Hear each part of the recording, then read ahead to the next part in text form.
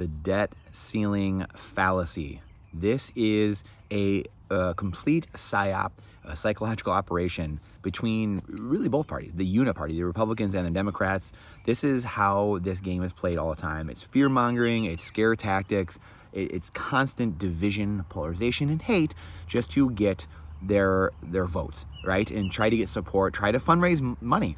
Nolan Bauerle talked about this all the time. It's way more important to follow the money than it is follow the science. Follow the science is the most broken phrase, really, and really the people that say follow the science have BBD. They have broken brain disease. And this is such a great example of that playing out in real life.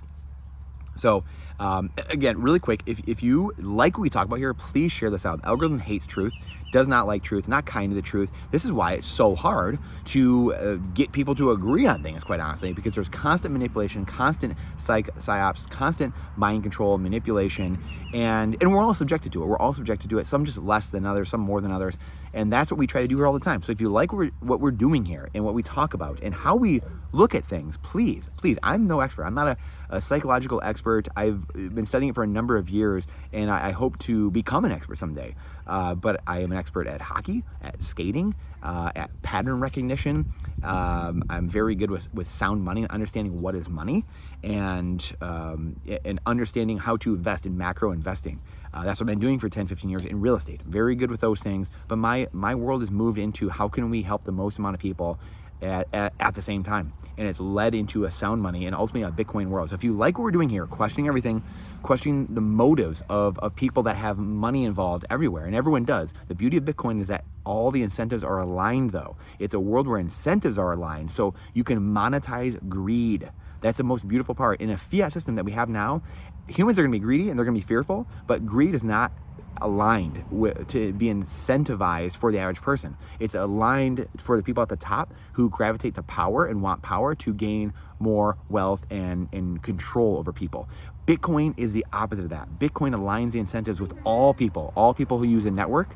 So I have the little ones out here right now, and they get to watch me work sometimes. They get to see me, and I talk to them about Bitcoin. I talk to them about all these things. I talk to them about, they're too young to know what the debt ceiling is, but they know what Bitcoin is. They know what sound money is. They know what gold and silver are. They know about food storage. They know about getting prepared. They know it's just a common part of their life. I grew up hunting. This is a common part of my vernacular growing up, and it's a common part of my children's life growing up. And when you don't see these things on a daily basis and you don't talk about them, it becomes very weird to a child, or it becomes very weird to an adult to see a firearm, to see something that strikes fear in you because you're told to be fearful of it, and you don't see it all the time. But no one's told to be fearful of a car, which kills way more people, but yet people see them all the time and they're told not to fear them. There's nothing to fear because it's just a tool, so they're not fearful of it. So the same thing. So if you like what we're doing, please share it out, because the algorithm hates truth. I have many people that ask me, hey, why is this channel growing faster and faster?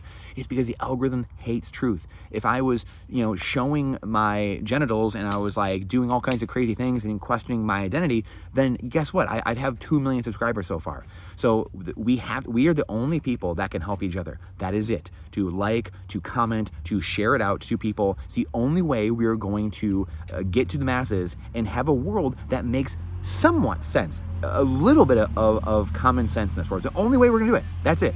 We're not going to do it. We don't look for someone else to do it. We're not waiting for the president to do it. We're not waiting for Donald Trump or Joe Biden to do it, or Nancy Pelosi, or a media member, or Don Lemon. That's not how it works. So this whole fallacy, again, coming back to this, please share it out. It's a fallacy. The debt has to increase or the system collapses. It's a debt-based system. The dollar is debt. It's not based on capital. Little buddy's jumped on the trampoline over here next to the slide. It's beautiful. So it has to be raised, because if we had an equity-based, capital-based system, then you could balance budgets. You want to balance budgets because that would make sense. But when in a debt-based system, the whole video is about this, because the top article on CNBC is Yellen saying, well, the Republicans are playing with fire. They don't want to pay people. They don't want to pay you.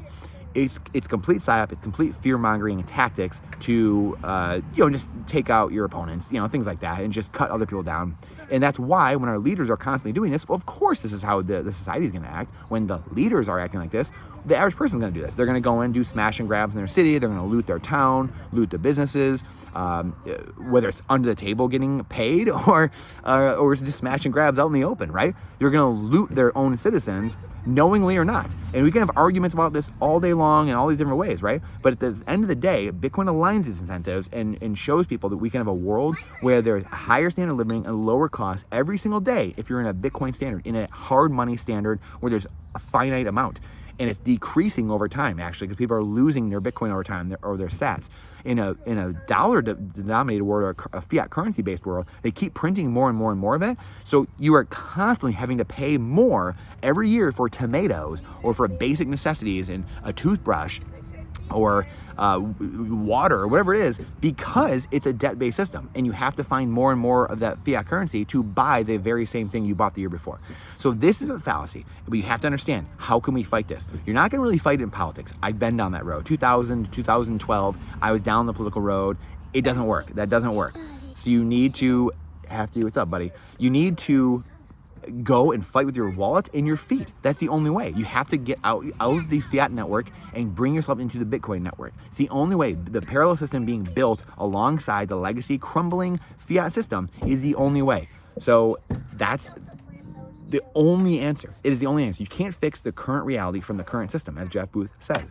So we have to be smarter about what we're doing, and we have to be the change we wish to see. So this whole debate is going to be the same stuff. People are going to be fear-mongering. People are going to be scared. And at the end of the day, the debt, like I said, has to increase or the whole system implodes, because if you pay off all of the principal, there's only interest left. So what happens? If there's no more money in the system, but then there's interest left, it just implodes. It just crumbles in on itself.